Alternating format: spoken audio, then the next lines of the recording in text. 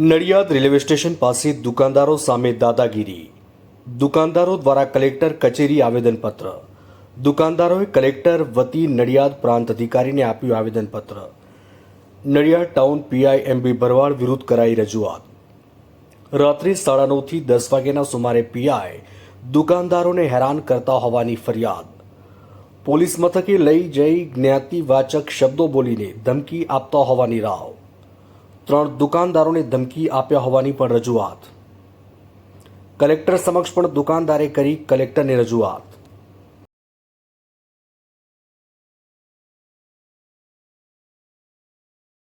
શું નામ તમારું ને તમારે ક્યાંની દુકાન આવી? મારું નામ દિલીપભાઈ છે. મારી જય ભોલે બેકરી છે. હવે ત્યાં સાહેબ શાંતિથી અમે ધંધો કરીએ છીએ અને તે જગ્યાએ અત્યારે અમને થોડું પ્રોબ્લેમ છે ટેક્સી સ્ટેન્ડનો, જે ઇનલીગલી છે. એના લીધે અમારા કસ્ટમર કોઈ ગાડી પાર્ક કરી શકતા નથી, કોઈ ગ્રાહક અમારી દુકાને આવી શકતા નથી. અને ગઈકાલે રાત્રે તો બનાવ એવો બન્યો કે પોલીસ સાહેબ આપણે આવ્યા અને 3-4 બાઇકો પડી હતી અને અમને કે ભાઈ દુકાનો બંધ કરો. બંધ કરીને અમને પોલીસ ચોકી લઈ ગયા. લઈ જઈને બસ અમારા માલિક ચાવાળાને, પછી રજવાડીવાળાને, લવલી પાનવાળાને ધોલ ધાપત કરીને મા બોનની ગારો બોલી. અને સાહેબ અમે ધંધો કરીએ છીએ એટલે નાના માણસ છીએ, એનો મતલબ એવું જ નહીં કે ભાઈ જે બી આવે અમારી જોડે વર્તન કરી જાય. એના લીધે સાહેબ અમે કલેક્ટર ઓફિસમાં આવ્યા છીએ આવેદનપત્ર આપવા. શું નામ તમારું? મારું નામ દિનેશ કુમાર ઉમેશભાઈ ત્રિપાઠી છે. દિનેશભાઈ, તમારે ક્યાંની દુકાન છે? શું આખી ઘટના બની?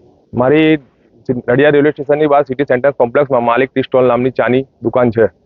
હવે એમાં કાલ રાત્રે 9:30ની આસપાસ અમે ધંધો કરી રહ્યા હતા અને એ ટાઈમે 3-4 બાઇકો આગળ ઉભા હતા ને એટલે ટાઉન પીઆઈ સાહેબ ભરવાડ સાહેબ આવીને હમણાં બધાના શટર બંધ કરાવીને અને ગમે તેવી જાતિ જ્ઞાતિની ગાળો બોલીને અમને લઈને સીધા ગાડીમાં બેસાડીને ટાઉનમાં લઈ ગયા. અને ટાઉનમાં લઈ જઈને અમને રૂમમાં મૂકીને અમે 3 જણને અમારા બાજુમાં રજવાડી ટી સ્ટોલ, બાજુમાં ન્યૂ લવલી પાન હાઉસ છે, 3ને લઈને એક ઝાપડ મારીને અમને અભદ્ર ગાળો બોલીને અમારી જોડે ઘણી બધી ગંદી ગાળો બોલી સાહેબે અને એક લાફા મારી દીધા અને ગમે તેમ આમ કેમ કરો તેમ કરો એમ કરી પતાવી દીધું. અને પછી અમારી પર 283 કલમ કરવાની વાતો કરી રહ્યા હતા. પછી અમે માફી માંગીને બધું પતાવી આલ્યું.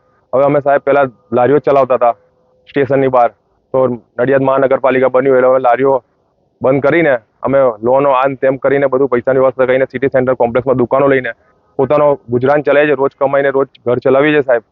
હવે દુકાનમાં બી હવે પોલીસ અમને અવારનવાર વારંવાર અમને ઘડીએ આવીને બાઇક કેમ મૂકી છે, કેમ આમ કરો છો. હવે અમે કસ્ટમરને કહીએ સામે પાર્કિંગમાં મૂકો તો કસ્ટમર 2 મિનિટનું કહીને અમારી જોડે લડવા લાગે છે. એટલે હવે અમે કસ્ટમરો જોડે લડીએ કે પોલીસ જોડે લડીએ. પોલીસ અમને અઠવાડિયામાં 3 થી 4 વાર આવી રીતે ટાઉનમાં બેસાડીને અમારી જોડે ગમે તેવી ગંદી ગાળો નાતી જાતિની જે તમારી જે જાતના હોય. અને કાલે તો અમને સાહેબ બધાને માર્યા હતા અમે 3 જણને. અને હવે અમે કરીએ શું? અમે એક વખત અમે સાહેબને, કલેક્ટરશ્રી સાહેબને આવેદનપત્ર આપવા આવ્યા છીએ. શું નામ તમારું? તમે ક્યાંની દુકાન ચલાવો? મારું નામ મીત ચાંદવાની છે. મારા દુકાનનું નામ ન્યૂ લવલી પાન હાઉસ છે. રાત્રે શું થયું કે અમે ધંધો કરતા હતા 9:30-10ની વચ્ચે, ત્યારે નડિયાદના પીઆઈ ટાઉન આવ્યા, કીધું શટલ પાડ દે. અમારા જોડે 3-4 દુકાનો હતી, માલિકવાળા હતા, રજવાડીવાળા હતા. અમે 3 જણને શટલ બંધ કરાવીને પોલીસ સ્ટેશન લઈ ગયા.